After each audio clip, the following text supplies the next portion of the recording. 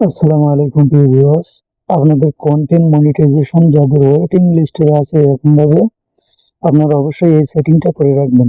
এই সেটিংটা যদি না করা থাকে অবশ্যই করে রাখবেন।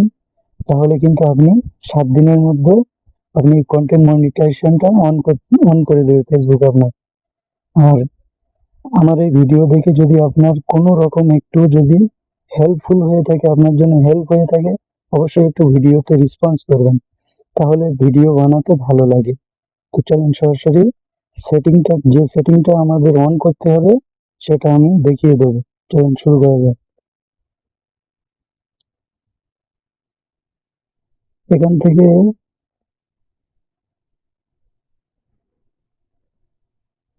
এই যে নিচে একদম নিচে এই যে সেটিং আছে, সেটিং এ ক্লিক করব। একটু স্ক্রল করে উপরের দিকে যাব।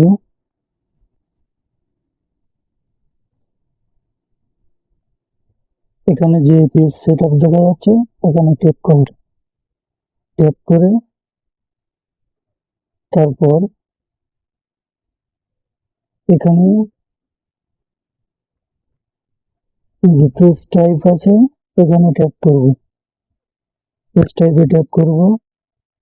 ট্যাপ করার পরে আপনার এখানে যদি বিজনেস দেওয়া থাকে, বিজনেসে যারা বিজনেস করে বিভিন্ন প্রোডাক্ট নিয়ে কাজ করে তাদের জন্য এই যে উপরে বিজনেসটা এখানে দেওয়া থাকবে। আমি যেহেতু ক্রিয়েটর, আমরা কন্টেন্ট বানাই, তো আমাদের নিচের এটা ক্রিয়েটরে এখানে এই অপশনটা সিলেক্ট করতে হবে। এরপরে কাজ হলো আপনার একদম নিচে এই যে এখানে হেল্প মি চুজ এইটা এখানে টাইপ করতে হবে। এরপরে যে কাজটা হলো এই যে তিনটে অপশন দেখা যাচ্ছে মনিটাইজেশন, এই যে তিনটে আছে না অপশন, এখানে তিনটে অপশন অন করে দেবে। অন করার পরে এই যে নেক্সট করে দেবে। এরপরে কনফার্ম করে দেবে। এখানে কাজটা এতটুকুই, সেটিংটা অন হয়ে গেল। এখন আপনার নিজের অরিজিনাল কন্টেন্ট গুলো দেওয়ার চেষ্টা করবে। প্রতিনিয়ত টেক্সট, ফটো এবং অরিজিনাল কন্টেন্ট এগুলো নিয়মিত আপলোড করে যাবেন।